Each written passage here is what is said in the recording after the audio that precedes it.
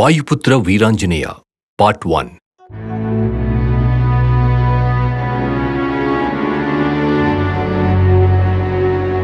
ఈ ఎపిసోడ్లో పుంజికస్థల దేవి గురించి మనం తెలుసుకుందాం. అసలు ఈ పుంజికస్థల దేవి ఎవరు, ఆవిడికి మన ఈ హనుమంతుల వారి కథకి సంబంధం ఏమిటి అనేది ఈ కథలో తెలుసుకుందాం. ఇది ఎన్నో యుగాల ముందు జరిగిన కథ. ఇంద్రలోకం గురించి మన అందరికీ తెలుసు. ఎన్నో అద్భుతాలకి కొలువైన ఇంద్రలోకంలో ఎంతోమంది మునులు, ఋషులు, దేవతలతో పాటు అప్సరసలు కూడా ఉంటారని మనందరికీ తెలుసు. వారిలో ఒకరే పుంజికస్థలదేవి. ఒకనాడు త్రిమూర్తులు ప్రత్యక్షమయ్యి ఇంద్రదేవుడికి పుంజికస్థలదేవి బాధ్యతను అప్పచెప్పి రానున్న కాలంలో తాను ఒక దైవ కార్యానికి కారణమవుతుందని, తనకి సకల జ్ఞానాన్ని మరియు తెలివితేటలని సమకూర్చమని చెప్పి వెళ్ళిపోతారు. పుంజికస్థలదేవి తన అందానికి, తన తెలివితేటలకి ప్రసిద్ధి. కానీ తను కొంచెం చంచల స్వభావం కలది. తను ఎన్నో వేదాలని, ఉపనిషత్తులను చదివి ఎంతో జ్ఞానాన్ని సంపాదించారు. తను నిత్యం దైవారాధనలో ఉండేవారు. ఇలా తను కాలాన్ని సాగిస్తూ ఉండేవారు.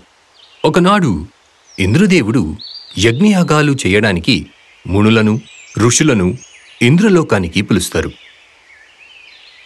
వచ్చిన వారందరి బాధ్యతను పుంజికస్థలదేవికి అప్పగిస్తాడు.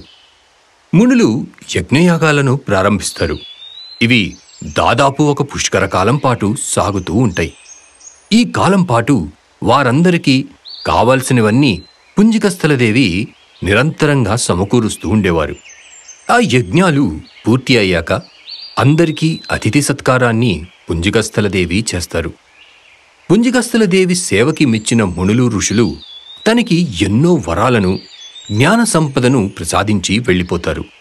పుంజికస్థలదేవి యథావిధిగా తన జీవితాన్ని సాగిస్తారు. ఒకనాడు పుంజికస్థలదేవి పూజకి కావలసిన పువ్వులు మరియు ఫలాలను తీసుకురావడానికి తన తోటలోకి వెళ్తారు. సరిపడా పువ్వులు అక్కడ లేకపోవడంతో దగ్గరలో ఉన్న అరణ్యానికి వెళ్ళి మరికొన్ని కావలసిన పువ్వులను తీసుకురావడానికి అటుగా వెళ్తారు.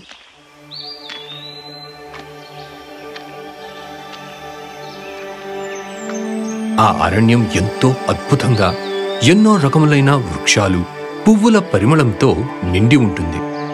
ఆ అద్భుతాన్ని ఆస్వాదిస్తూ తనని తాను మర్చిపోయి ఆ అరణ్యంలోనే విహరిస్తూ ఉంటారు పుంజికస్థలదేవి. అలా కొంత దూరం వెళ్ళి తనకి కావలసిన పువ్వులను, ఫలాలను తీసుకుని వస్తుండగా ఎవరో దైవనామాన్ని జపిస్తున్నట్టుగా వినపడుతుంది. ఆశ్చర్యంతో పుంజికస్థలదేవి ఇంతటి ప్రశాంతమైన అరణ్యంలో తపస్సు చేస్తున్న వ్యక్తి ఎవరా అని చూడడానికి ఆ వస్తున్న శబ్దం వైపుగా వెళ్తారు. అక్కడ ఉన్న దృశ్యాన్ని చూసి ఆశ్చర్యపోతారు. ఎవరో ఒక మునీశ్వరుడు తపస్సు చేసుకుంటున్నారేమో అని భావించి వెళ్లిన పుంజికస్థలదేవికి అక్కడ ఒక వానరం తపస్సు చేసుకుంటున్నట్టుగా కనిపిస్తుంది. అది చూసిన పుంజికస్థలదేవి ఆ వానరం అక్కడ ఎందుకుందో తెలుసుకుందామనుకుని ఆ వానరాన్ని పిలుస్తుంది. కాని ఆ వానరం పూర్తిగా దైవారాధనలో నిమగ్నమై ఉండటంతో తన నుండి ఎలాంటి చలనం ఉండదు. పుంజికస్థలదేవి పిలవడానికి ఎంత ప్రయత్నించినా అటు నుండి ఎలాంటి సమాధానము రాదు. ఇక విసుగు వచ్చిన పుంజికస్థలదేవి తనకు ఉన్న ఆ చంచల స్వభావంతో ఒక వానరం తపస్సు చేసుకోవడమేంటి అని భావించి ఆ వానర తపస్సుని భంగం చేద్దాం అనుకుంటారు. తన దగ్గర ఉన్న ఫలాలను ఆ వానరం మీదకి విసురుతారు. దానితో ఆ వానర యొక్క తపస్సు భంగమవుతుంది. కోపంతో ఆ వానరం తన తపస్సుని భంగం చేసింది ఎవరు అని చూడగా అక్కడ పుంజికస్థలదేవి కనిపిస్తారు. నా తపస్సుని ఎందుకు భంగం చేశావు అని కోపంతో ఆ వానరం పుంజికస్థలదేవిని అడుగుతారు. దానికి పుంజికస్థలదేవి నవ్వుతూ, నువ్వు ఒక వానరం, నువ్వు తపస్సు చేసుకోవడం ఏంటి? అందులో నేను పిలిచినా కూడా పలకకుండా నీ పనిలో నువ్వు నిమగ్నమైపోయావు. అందుకే నీ తపస్సుని భంగం చేశాను అని వెటకారంగా సమాధానమిస్తుంది. అది విన్న వానరానికి మరింత కోపం వచ్చి వానర రూపంలో ఉన్న తాను తన మహర్షి రూపంలోకి మారుతారు. అది చూసిన పుంజికస్థలదేవి ఆశ్చర్యపోతారు. ఏ వానర రూపాన్ని చూసి నీ చంచల స్వభావంతో నా తపస్సుని భంగం చేశావో అదే వానర రూపంలో వచ్చే జన్మలో నువ్వు పుడతావు అని ఆ మహర్షి శపిస్తారు. అది విన్న పుంజికస్థలదేవి బెదిరిపోతుంది. తాను చేసిన తప్పు తనకి అర్థమయ్యి, ఓ మునివర్య, తెలియక నేను చాలా పెద్ద తప్పు చేశాను. దైవ సమానులైన మీకు ఆగ్రహాన్ని కలిగించాను. మీరెవరో తెలియక మీ తపస్సుని భంగం చేశాను. నేను తెలియక చేసిన తప్పుని క్షమించి మీరు ఇచ్చిన శాపాన్ని వెనక్కి తీసుకోమని ప్రాధేయపడుతుంది. కాని మునీశ్వరుడు నుంచి ఎలాంటి సమాధానమూ ఉండదు. అయినప్పటికీ పుంజికస్థలదేవి బాధతో ఎంతో ప్రాధేయపడుతుంది.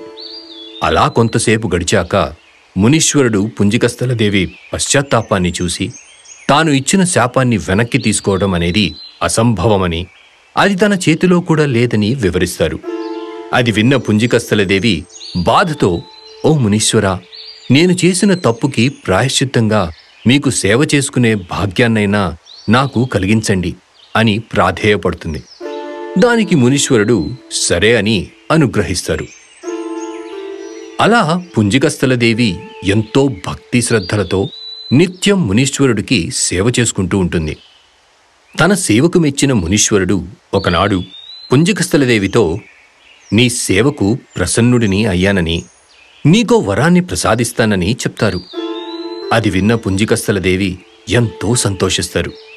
ఆ వరం ఏంటి మునివర్య అని అడగగా, వచ్చే జన్మలో వానర రూపంలో జన్మించే నీవు తలిచినప్పుడల్లా మానవ రూపంలోకి మారగలవు అని వరాన్ని ప్రసాదిస్తారు. దానితో పాటు పుంజికస్థలదేవికి శాప విమోచనం గురించి ఇలా చెప్తారు. ఈ శాపం వెనక ఒక దైవకార్యం ఉందని, తాను వచ్చే జన్మలో ఒక దైవాంశకి జన్మను ఇస్తుందని, ఆ తరువాత తనకి శాప విమోచనం కలుగుతుందని చెప్తారు. అది విన్న పుంజికస్థలదేవి ఎంతో సంతోషిస్తుంది. అలా పుంజికస్థలదేవి కథ ఇక్కడితో ముగుస్తుంది. ఇప్పుడు మనం హనుమంతుల వారి తల్లి అయిన అంజనాదేవి కథను తెలుసుకుందాం.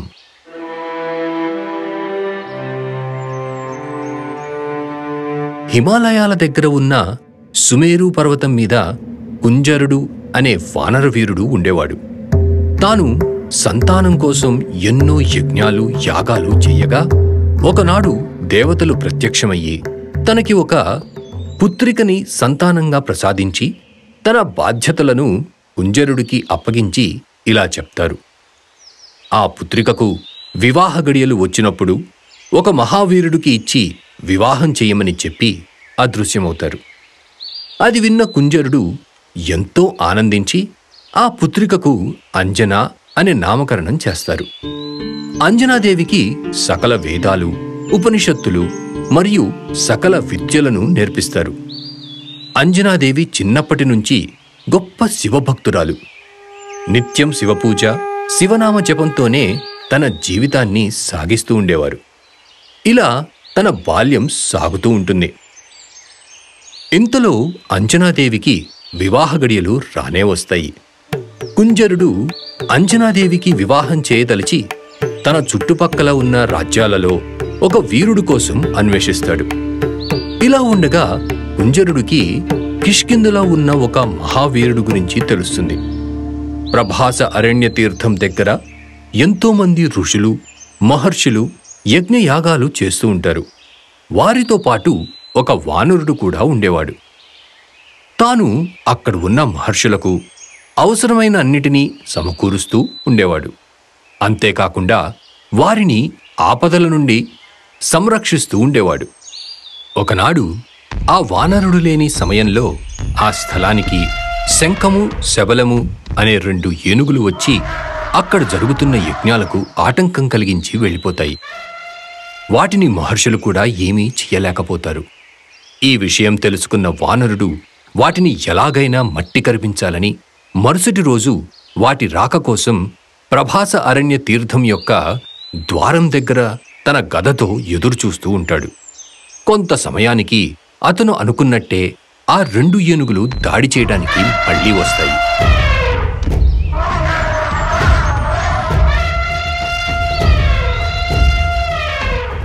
వాటిని చూసిన వానరుడు వాటి మీదకి యుద్ధానికి దిగుతాడు.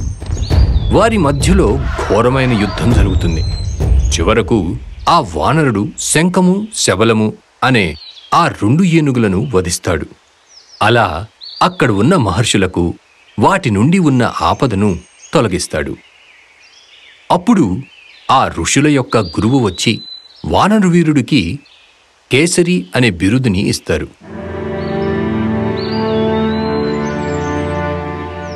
కేసరి అంటే సింహము అని అర్థం. ఏనుగుని వధించగలిగే బలశాలి సింహమే కాబట్టి ఆ వానరుడిని సింహంతో పోలుస్తూ కేసరి అని బిరుదుని ఇచ్చారు. ఈ విషయం తెలుసుకున్న కుంజరుడు తన పుత్రికైన అంజనాదేవికి కేసరియే సరి అయిన జోడి అని భావించి అంజనాదేవిని కేసరికి ఇచ్చి వివాహం చేస్తారు. వారిరువురు ఎంతో అన్యోన్యంగా ఉంటారు. ఒకనాడు అంజనాదేవి తన పతి అయిన కేసరితో ఇలా అంటుంది: సంతాన ప్రాప్తి కోసం ఆ మహాదేవుడికి తపస్సు చేయాలనుకుంటున్నాను అని తన మనసులో ఉన్న భావాన్ని చెప్తారు. అది విన్న కేసరి ఎంతో సంతోషిస్తారు. అలా ఒక ఎత్తైన శిఖరం పైన అంజనాదేవి మహాదేవుడి యొక్క విగ్రహం ముందు కూర్చుని తన తపస్సును ప్రారంభిస్తారు. ఎంతో భక్తి శ్రద్ధలతో ఆ తపస్సును కొనసాగిస్తారు. అలా కొంతకాలం గడిచాక ఆ మహాదేవుడు అంజనాదేవి తపస్సుకు మెచ్చి ప్రత్యక్షమవుతారు. మహాదేవుడిని చూసిన అంజనాదేవి ఎంతో పరవశిస్తారు. అప్పుడు మహాదేవుడు అంజనాదేవితో తన తపస్సుకు మెచ్చానని, తనకు ఏ వరం కావాలో కోరుకోమని చెప్తారు. అప్పుడు అంజనాదేవి ఇలా అడుగుతారు: సర్వజ్ఞానము, బుద్ధి, ధైర్య సాహసాలు, అన్ని లోకాల్లోనూ బలశాలి అయిన ఒక పుత్రుడిని వరంగా ప్రసాదించండి మహాదేవా అని అడుగుతారు. అప్పుడు మహాదేవుడు, అన్ని లోకాల్లోనూ బలశాలి అవ్వాలంటే అది నా అంశే అవ్వాలి. రానున్న కాలంలో ధర్మ సంస్థాపన కోసం ఆ మహావిష్ణువే రామావతారాన్ని ఎత్తబోతున్నారు. ఆ అవతారానికి ఒక శక్తి తోడు కావలసిన అవసరం ఉంది. ఆ శక్తిని నేనే అవ్వబోతున్నాను. ఎంతో పవిత్రమైన రామావతారానికి సేవ చేసుకునే మహత్కర భాగ్యం కోసం నా అంశే నీ గర్భంలో జన్మిస్తుంది. ఈ వరాన్ని వాయుదేవుడి ద్వారా నువ్వు పొందుతావు అని చెప్పి అదృశ్యమవుతారు. మరోవైపు దశరథ మహారాజు పుత్రకామిష్ట యాగాన్ని ప్రారంభిస్తారు. వాయుదేవుడు ప్రత్యక్షమయ్యి ఆ యజ్ఞ ఫలితాన్ని కలశ రూపంలో దశరథ మహారాజుకి ఇస్తాడు. ఆ కలశంలో ఉన్న పాయసము 3 వంతులు దశరథ మహారాజుకి చెందుతుందని, 4వ వంతు తనకి చెందుతుందని చెప్పి తన వంతు తాను తీసుకొని అదృశ్యమవుతారు.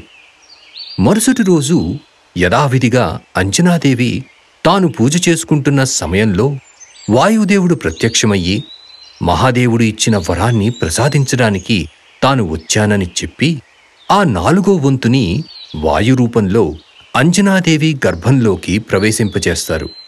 ఆ తరువాత వాయుదేవుడు అదృశ్యమవుతారు. ఆ వరం యొక్క ఫలితం ద్వారా హనుమంతుడి జననం జరుగుతుంది.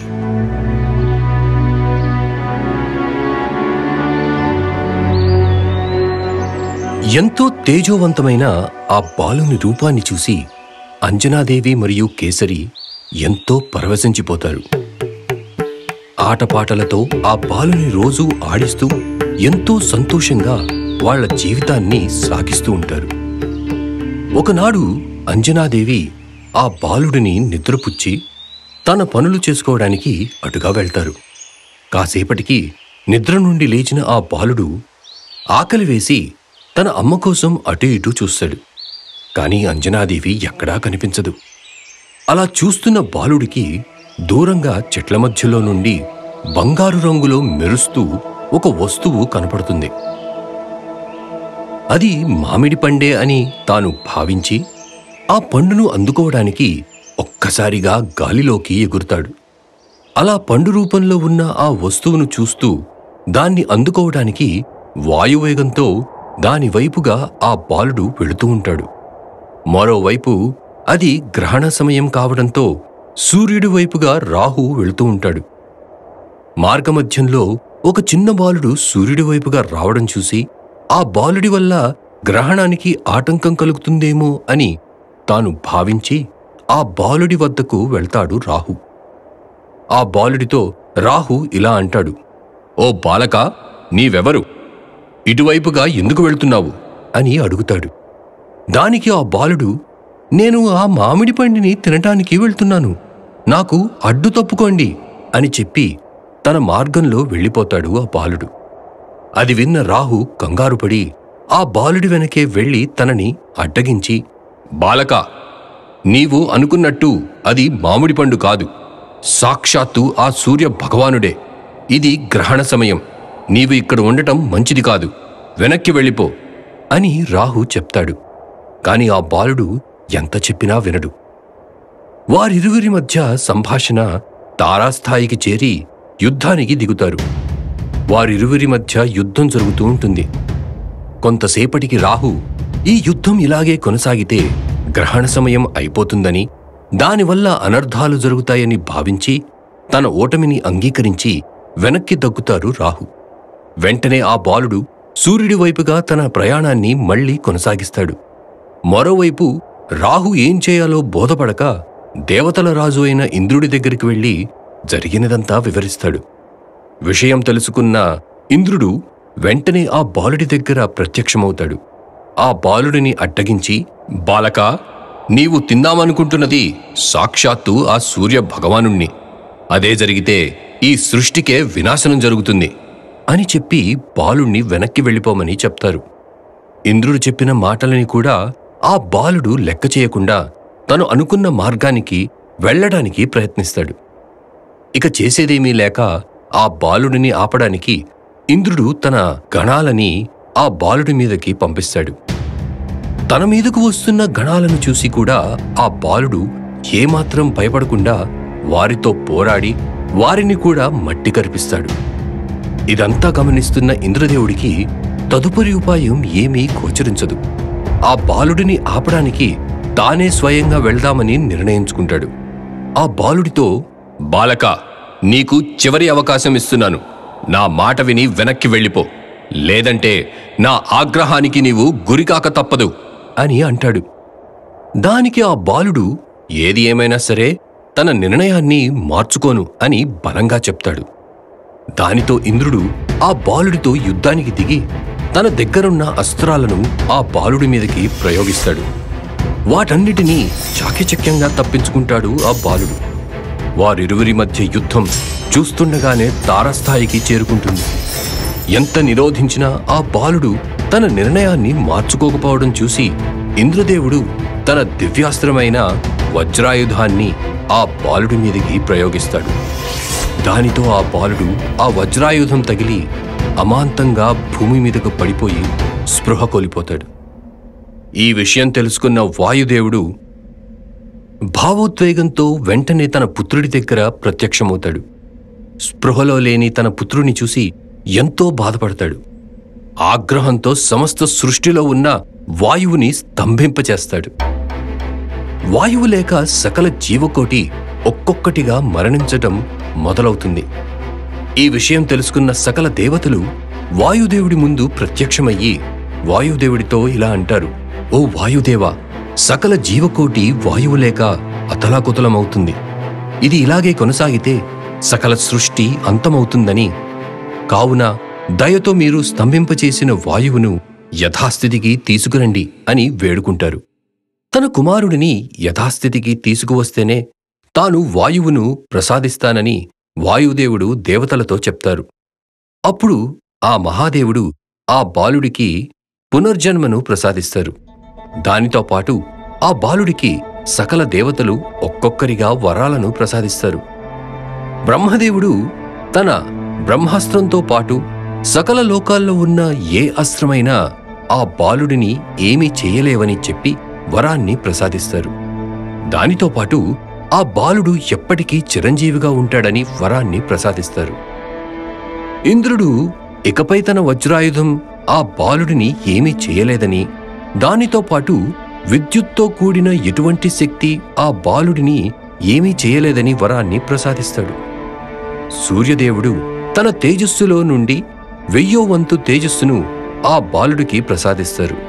దానితో పాటు సమయం వచ్చినప్పుడు ఆ బాలుడికి సకల విద్యలను బోధిస్తానని వరాన్ని ప్రసాదిస్తారు. యమధర్మరాజు తన యమపాశంతో పాటు కాలదండం ఆ బాలుడిని ఏమీ చేయలేదని వరాన్ని ప్రసాదిస్తారు. అగ్నిదేవుడు ఆ బాలుడికి అగ్ని వల్ల ఎలాంటి హాని జరగదని వరాన్ని ప్రసాదిస్తాడు. వరుణదేవుడు ఆ బాలుడికి నీటి ద్వారా ఎలాంటి సంకటం రాదని వరాన్ని ప్రసాదిస్తారు. మహాదేవుడు తన అంశ అయిన ఆ బాలుడు తన శక్తికి ప్రతిరూపంగా ఉంటాడని వరాన్ని ప్రసాదిస్తాడు. మహావిష్ణువు రానున్న కాలంలో తన రామావతారానికి మహాభక్తుడివి అవుతావని, తనకు సేవ చేసుకునే మహాభాగ్యాన్ని వరంగా ప్రసాదిస్తారు. ఇలా దేవతలందరూ ఆ బాలుడికి తమ వరాలని ప్రసాదిస్తారు. దానితో పాటు రానున్న కాలంలో ఆ బాలుడు హనుమ అనే నామంతో సకల లోకాల్లోనూ కీర్తి పొందుతాడని చెప్తారు. ఇలా హనుమంతులు వారు సకల శక్తులను పొందుతారు. అలా శక్తులను ప్రసాదించి దేవతలందరూ అదృశ్యమవుతారు. సంకటం నుండి బయటపడి సకల శక్తులను పొంది ఎంతో తేజస్సుతో వెలిగిపోతున్న హనుమంతుడిని తన తల్లి అయిన అంజనాదేవి మరియు కేసరులు దగ్గరికి తీసుకుంటారు. వారికి జాగ్రత్తలు చెప్పి వాయుదేవుడు కూడా అక్కడి నుండి అదృశ్యమవుతారు. ఇదిలా ఉండగా రోజులు గడిచే కొద్దీ హనుమంతుడి అల్లరి పెరిగిపోతూ ఉంటుంది.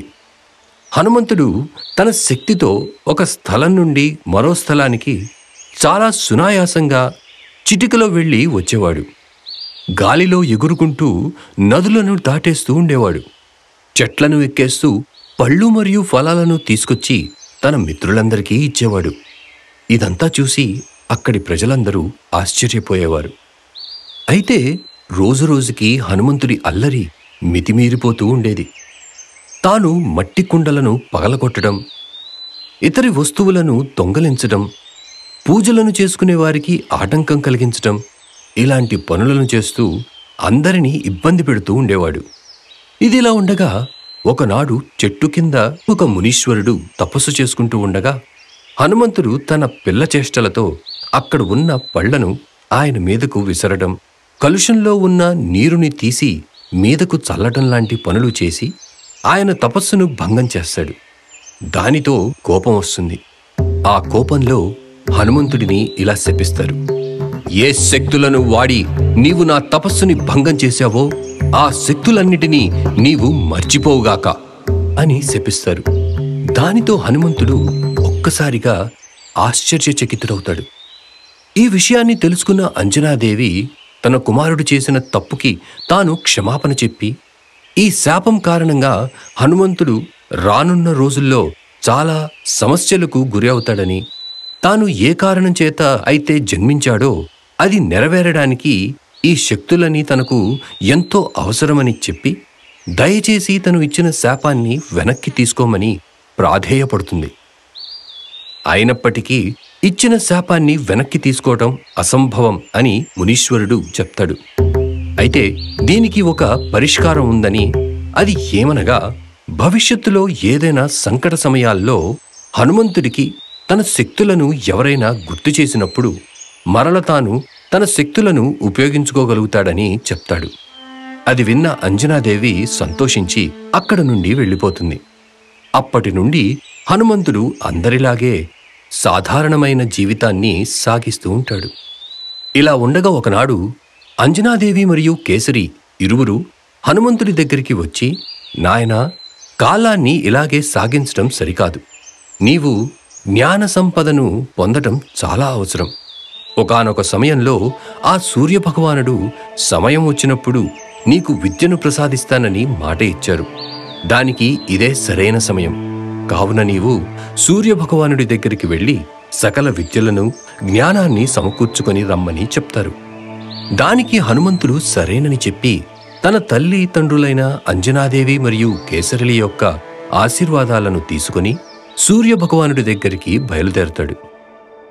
అది సంధ్యా సమయం కావడంతో సూర్యభగవానుడు తన రథం మీద కాంతి వేగంతో పయనిస్తూ ఉంటారు.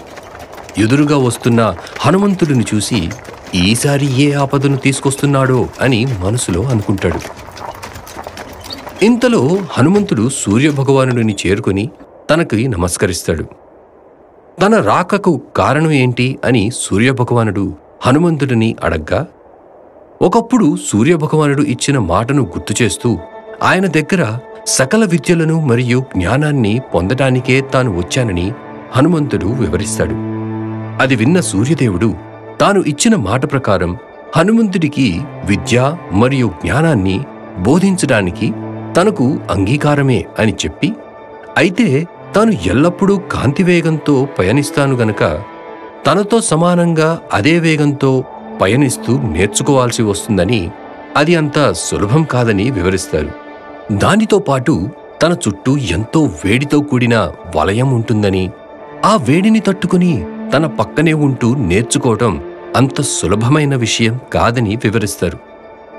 అప్పుడు హనుమంతుడు దీర్ఘంగా ఆలోచించి ఒక ఉపాయం చెప్తాడు. అదేమనగా, తాను సూర్యభగవానుడి రథానికి ఎదురుగా ఉంటూ అంతే కాంతివేగంతో వెనక్కి పయనిస్తూ నేర్చుకుంటానని చెప్తాడు. అది విన్న సూర్యభగవానుడు సరేనని చెప్పి తాను హనుమంతుడికి వేదాలను, వేదాంగాలను, ఉపనిషత్తులతో పాటు సకల జ్ఞాన సంపదని ఒక్కొక్కటిగా నేర్పిస్తారు. వీటితో పాటుగా నవవ్యాకరణాల గురించి కూడా చెప్తారు. వాటి యొక్క ప్రాముఖ్యతను వివరిస్తారు. అయితే ఈ నవవ్యాకరణాలను నేర్చుకునే వ్యక్తి వివాహితుడు అయ్యుండాలని వివరిస్తారు. అప్పుడు హనుమంతుడు తాను ఎటువంటి బంధముక్తుడిని కాలేనని, ఆజన్మ బ్రహ్మచారిగానే ఉండాలనుకుంటున్నానని వివరించి, దీనికి పరిష్కారం ఏమిటో మీరే చెప్పమని సూర్యభగవానుడితో అంటాడు. దానికి సూర్యభగవానుడు ఈ విషయంలో తాను కూడా ఏమీ చేయలేనని, దీనికి పరిష్కారం ఆ త్రిమూర్తులే చూపించగలరని చెప్పి సూర్యభగవానుడు త్రిమూర్తులను పిలుస్తాడు. అప్పుడు త్రిమూర్తులు ప్రత్యక్షమయ్యి, దీనికి పరిష్కారం హనుమంతుడు ఒక నివాంశను వివాహం చేసుకోవడం వల్ల తన బ్రహ్మచర్యానికి ఎటువంటి ఇబ్బంది కలగదని చెప్తారు. అది విన్న సూర్యదేవుడు తన నుండి ఒక నివాంశను పుట్టిస్తారు. ఆ నివాంశకు సువర్చల అని నామకరణం చేస్తారు. సువర్చలాదేవి తాను లలితాదేవి యొక్క భక్తురాలని, తాను కూడా ఆజన్మ బ్రహ్మచారిగానే ఉంటూ జీవితాంతం లలితాదేవి యొక్క తపస్సులోనే లీనమయ్యి ఉంటానని అందరికీ వివరిస్తారు. దానికి అందరూ సంతోషించి, ఈ వివాహం వల్ల మీరిరువరి బ్రహ్మచర్యానికి ఎటువంటి ఆటంకం కలగదని త్రిమూర్తులు వివరిస్తారు. ఆ తరువాత హనుమంతుడికి మరియు సువర్చలాదేవికి వివాహం జరుగుతుంది. ఈ వివాహం చేసుకోవడంతో ఆ నవవ్యాకరణాల విద్యను కూడా సూర్యభగవానుడు హనుమంతుల వారికి బోధిస్తారు. ఇలా హనుమంతుల వారు అన్ని విద్యలను మరియు జ్ఞానాన్ని పరిపూర్ణంగా సంపాదిస్తారు. దీనికి గురుదక్షిణగా ఏమి చేయమంటారని హనుమంతుల వారు సూర్యదేవుడిని అడుగుతారు. దానికి సూర్యదేవుడు తనకు ఎటువంటి గురుదక్షిణ వద్దని చెప్తారు. అయినప్పటికీ హనుమంతుల వారు మళ్లీ మళ్లీ అడగగా సరేనని చెప్పి సూర్యదేవుడు తన పుత్రుడైన సుగ్రీవుడికి తోడుగా ఉండమని చెప్తారు. దానికి హనుమంతుల వారు సరేనని చెప్పి భూలోకానికి తిరిగి వచ్చి కిష్కింధలో సుగ్రీవుడితో పాటు కలిసి ఉంటారు.